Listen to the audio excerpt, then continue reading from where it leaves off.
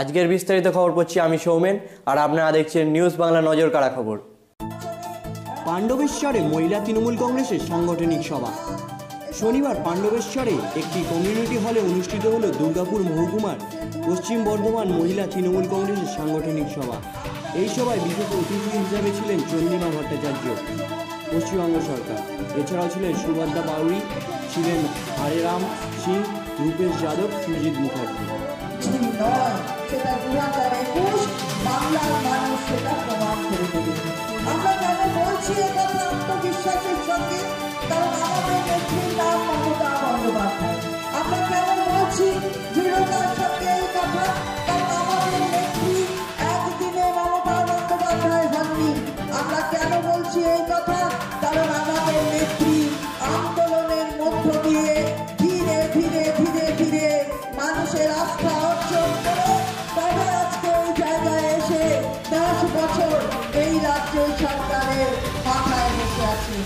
আন্দোলন শব্দ আর মমতা বন্দ্যোপাধ্যায় এই দুটো শব্দ সমার্থক হয়ে গেছে। আন্দোলন মানেই যদি তাকে প্রকৃত রূপ দিতে হয়, যদি সেটা মানুষের পক্ষের আন্দোলন হয়, তাহলে আন্দোলনকে এগিয়ে নিয়ে যাওয়ার জন্য ভারতবর্ষে একজনই আছে, যার নাম মমতা বন্দ্যোপাধ্যায়। তাই আজকে আমরা দৃঢ়তার সঙ্গে বলতে পারি আমাদের নেত্রী আন্দোলনের পথিকৃৎ এবং সেই আন্দোলনকে সংগঠিত করে মানুষের সঙ্গে থেকেছেন, পাশে থেকেছেন এবং থাকার অঙ্গীকারকে আরো দৃঢ়তা দিয়েছে। আমাদের সরকার যখন হয়েছিল আমরা তো বলতে পারতাম, নেত্রী বলতে পারতেন এটা তৃণমূল কংগ্রেসের সরকার, কিন্তু নেত্রী তা বলেননি। সরকার হলো মা-মাটি মানুষের সরকার। কেন? কারণ নেত্রী মায়ের স্নেহের আঁচলের আশ্রয় সেটা নেত্রী জানে। নেত্রী জানেন মাটির গন্ধটা কি। কারণ নেত্রীর ওই হাওয়ার চটি, সেই হাওয়ার চটি এই রাজ্যে 42,000 গ্রাম আর 23টা জেলার আনাচ কানাচ চেনে, মাটির গন্ধটা বোঝে। আর মানুষ অর্থাৎ মানুষের হৃদস্পন্দন, তার চাহিদা, তার কি অসুবিধা, কোথায় তার জন্য কিছু কি করতে হবে সেটা সম্যকভাবে ধারণা আছে আমাদের নেত্রী। তাই আমাদের সরকারের নাম মা-মাটি মানুষের সরকার।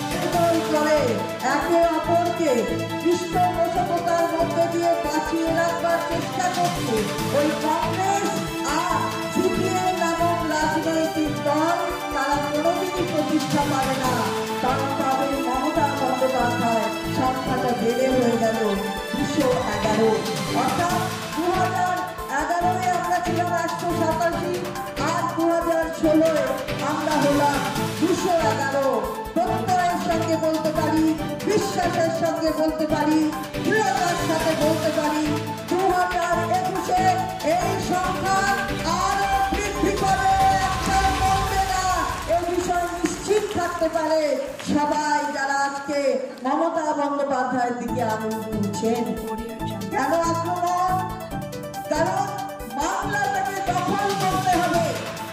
এই যে মেয়েরা আছেন ভাই, এখানে বলুন তো, দখল করা যায়? মানুষের মন দখল না করে বাংলা দখল করা যায়? কোনদিনই দখল করাটা সম্ভব হবে না। কারণ বাংলার মানুষের মন দখল করতে পারেনি। বহিরাগত কিছু মানুষ এসে তারা যদি মনে করেন বাংলার মানুষের মন দখল করবে, সেটা কখনো সম্ভব নয়। বহিরাগত মানে আমরা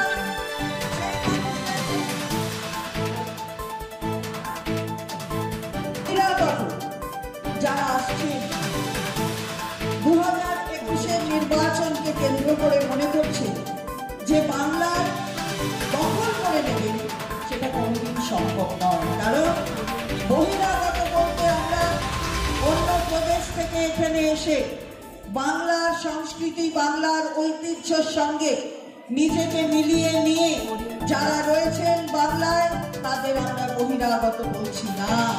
এখানে বহু প্রদেশের মানুষের সমাগম, বহু মহিলারা এখানে আছেন যারা অন্য প্রদেশের, তাদের থাকার জায়গা কিন্তু এখানে এসেছেন। আমরা তাদের কখনোই বহিরাগত বলছি না। আমরা বহিরাগত বলছি নিজেদের মৌলিক সংযুক্ত রাখেননি। আমরা তাদের বলছি বহিরাগত, যারা কখনো মানুষের কথা, বাংলার মানুষের কথা ভাবেননি, বাংলার মাটি চেনেন না, বাংলার গ্রামগঞ্জ চেনেন না, বাংলার শহর শহরতলি চেনেন না। আজকে তারা যদি এসে মনে করেন যে তারা এখানে বাংলা দখল করবে, সেটা সম্ভব নয়। কেন বলছি? বাংলার সংস্কৃতির কথা বোঝেন না। বাংলার সংস্কৃতি মানে কবিগুরু রবীন্দ্রনাথ ঠাকুর, বাংলার সংস্কৃতি মানে কাজী নজরুল করেছে। মেয়েদের কাছে আমি এটা আবেদন করব মনে রাখতে এবং বলতে মানুষের কাছে, 3 জন নোবেল জয়ী উপহার দিয়েছে বাংলা, ভারতের মাথাকে উঁচু করে দিয়েছে, অথচ 3 জনকেই অপমান করেছে। কেমন ভাবে? এক তো কবির কথা বললাম, দ্বিতীয় অমর্ত্য সেন। আপনারা দেখছেন বিগত কয়েকদিন ধরে যেভাবে অমর্ত্য সেনকে জমি মাফিয়াদের সঙ্গে তুলনা করা হয়েছে, তাতে মনে হচ্ছে আমরা এর কোন জায়গায় রয়েছি। এ কি ভারতবর্ষ? এটা কি বাংলা, যেখানে এসে এই কথা বলার সাহস থাকে? মেয়েদের কাছে বাংলার সম্মানহানি হচ্ছে, এর বিরুদ্ধে গর্জে উঠতে হবে। এমনকি অভিজিৎ বিনায়ক বন্দ্যোপাধ্যায়কেও কিন্তু বাদ দেয়নি। আপনারা মনে রাখবেন, স্মৃতিকে আরো বেশি চালিয়ে রাখুন এবং মনে রাখুন, অভিজিৎ বিনায়ক ব্যানার্জি যখন তিনি নোবেল পেলেন, তার স্ত্রী যেহেতু বিদেশি, তাই তাকেও কিন্তু আক্রমণ করা হয়েছে। এটা কোন দেশ? এই দেশে কারা নেতৃত্ব দিচ্ছে? ভারতীয় জনতা পার্টি। বলুন তো, 2014 সাল থেকে আজকে আমরা 2021-এ কি দিয়েছে ভারতীয় জনতা পার্টি? কি দিয়েছে কেন্দ্রীয় সরকার মহিলাদের? আমরা মহিলাদের এই সভায় এসে প্রশ্ন করতে চাই এই মঞ্চ থেকে, কেন্দ্রীয় সরকার কি দিয়েছে? এখানকার সাংসদ, তিনি তো প্রাক্তন মন্ত্রী, ভারতীয় জনতা পার্টি কি দিয়েছে? আমরা জিজ্ঞাসা করতে পেয়েছে, জবাব দিতে হবে। বেটি বাঁচাও বেটি পড়াও, নাকি বেটি বাঁচাও আর বাঁচিয়ে রাখো তাকে নিম্নবর্ণের হলে উচ্চ বর্ণ দিয়ে তার শারীরিক অত্যাচার তার উপর করো, তারপরে মেরে গেল আর মৃত মেয়েটাকে ওই বেটি বাঁচাও পড়াও নয় পড়াও ওই স্লোগান দিয়ে মৃত মেয়েটাকে পুড়িয়ে দাও। কেন? হাতরাসের মেয়েটা পুড়ে যাবে তার মৃতদেহ? কেন হাতরাসের মেয়েটার মা মৃতদেহকে আপনি ধরে কাঁদবার অধিকার টুকুন পাবেন না? কেন হাতরাসের মরে যাওয়া মেয়েটার মা তার মেয়ের শরীর টুকুন জড়িয়ে ধরে তার চোখের জল দিয়ে ভিজিয়ে দিতে পারবেন না? আজকে আমরা এই সভা থেকে এখানকার সংসদকে জিজ্ঞাসা করি, কার বেটি বাঁচাও আর বেটি পড়াও এর কথা বলে? কতজনের কাছে গেছে বেটি বাঁচাও বেটি পড়াও? কতজন মানুষজন যারা আসছেন নিজেদের নেতা মনে করেন, অথচ বাংলায় এসে বলছেন কবিগুরুর জন্মস্থান হচ্ছে বিশ্বভারতী। কবিগুরু কবে জন্মেছেন? 1861 সালে, এবং তার 60 বছর পরে কিন্তু বিশ্বভারতী তিনি প্রতিস্থাপিত করেছিলেন। আজকে সেখানে দাঁড়িয়ে যদি কেউ বলে যে বিশ্বভারতীতে বোলপুরে শান্তিনিকেতনে জন্মস্থান কবিগুরু, তাহলে বাংলার মানুষ সেটা মেনে নেয় না। সেই কারণেই তো আমাদের কথা বলা যে বাইরে থেকে আসলেই যদি মনে হয় দখল করে নেবেন, সেটা সম্ভব নয়। আপনি জামা কাপড় পরতে পারেন কবিগুরুর মতো। অনেক সময় দেখছি আমাদের ভারতবর্ষের প্রধানমন্ত্রী তিনি চুলের স্টাইলটা পাল্টে নিয়েছেন। আবার দেখছি কখনো অরবিন্দ হওয়ার জন্য দাড়িটা লম্বা হয়েছিল, অরবিন্দ কুলাইন আউড়াও ছিলেন, কিন্তু অরবিন্দ হওয়া যায় না, কারণ ঋষি হতে গেলে ওই জায়গা আপনার যে জামা কাপড় তার তলায় একটা 10টা স্কুল আছে, সেটা ভারতবর্ষের মানুষ জানে, বাংলার মানুষ।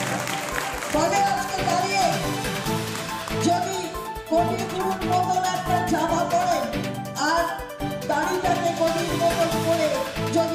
বলেন যদি কারো ডাক শুনে কেউ না আসে, যদি তোর ডাক শুনে কেউ না আসে, তোকে একা চলবে, তাহলে হবে না। কারণ বলতে হবে যদি তোর ডাক শুনে কেউ না আসে তবে একলা চলবে। আর এই একলা চলনের ডাকটা দিয়েই তো মমতা বন্দ্যোপাধ্যায় 1998 সালে আমাদের এই দল প্রতিষ্ঠা করেছে। আর সেই একলা মানুষটার পেছনে লক্ষ লক্ষ মানুষ চলেছে। সুতরাং তোমরা বুঝবে না, সাজগোজ করলে হবে না। আসল বাংলার সংস্কৃতির সাথে নিজেদের ওতপ্রোতভাবে জড়াতে হবে, তবে না হবে। কোথা থেকে কেন বিশ্বভারতী এতদিন তোমার মনে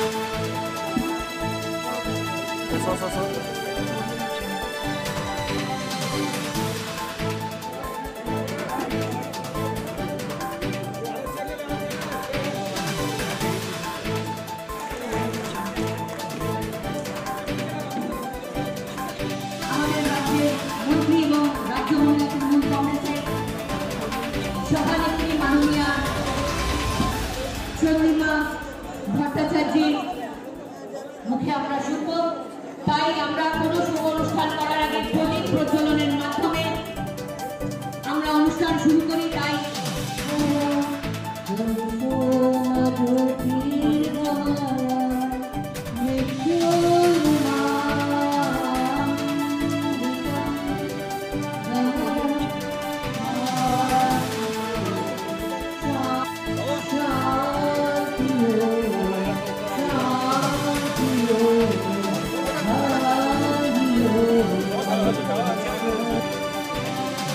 মঞ্চে কেউ অযথা ভিড় করবেন না, সংগঠিত করা হয়ে গেছে। যারা মঞ্চে দাঁড়িয়ে রয়েছেন অযথা ভিড় করবেন না, দয়া করে নিজ নিজ স্থান গ্রহণ করুন।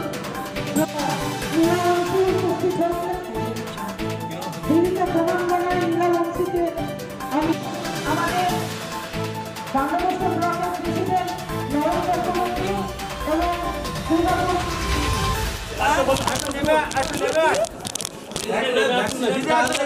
আমি শুনতে পাচ্ছি না, আমি শুনতে পাচ্ছি না।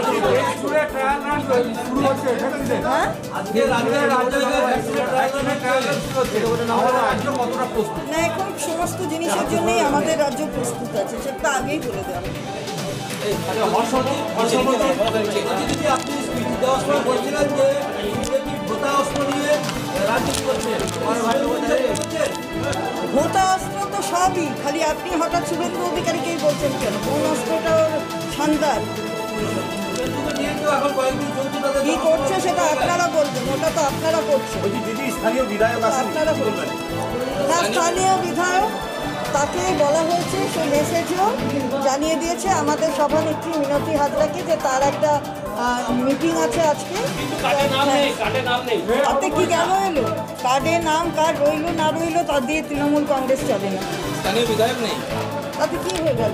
কার্ডে নাম থাকলে কি কেউ আসে না? আসবে বলে আপনাকে মেসেজ দেখিয়ে দেবেন। কি আছে? আপনারা তা দিয়ে ব্যস্ত হতে পারেন, তৃণমূল কংগ্রেসের কর্মীরা ব্যস্ত নয়, তাই দিয়ে জিতেনও ব্যস্ত নয়। হর্ষবর্ধন টুইট করেছেন যে সবাইকে বিনামূল্যে ভ্যাকসিন দেওয়া যাবে না। সেটা তো সবাই জানে, আর টুইট করার কি আছে? সেটা যেদিনকে মুখ্যমন্ত্রীদের সাথে প্রধানমন্ত্রী বসেছিলেন, আমাদের মাননীয় মুখ্যমন্ত্রী সে মিটিংয়ে ছিলেন, আমারও সেখানে থাকার সুযোগ হয়েছিল। মিটিং অ্যাড্রেস করেছেন মাননীয় মুখ্যমন্ত্রী, সেদিনই তো আমরা জেনে নিয়েছি যে কোথাও কিছু প্রধানমন্ত্রী বলতে পারেননি কবে ভ্যাকসিন আসবে, কবে সেটা কত ডোজের হবে, বিনা পয়সায় সবাই পাবেন কি না, সেটা কোনোটাই তিনি পরিষ্কার করে বলতে পারেননি। সুতরাং এটা যে হর্ষবর্ধনজি বলবেন এর মধ্যে তো বেশি কিছু ব্যাপার নেই।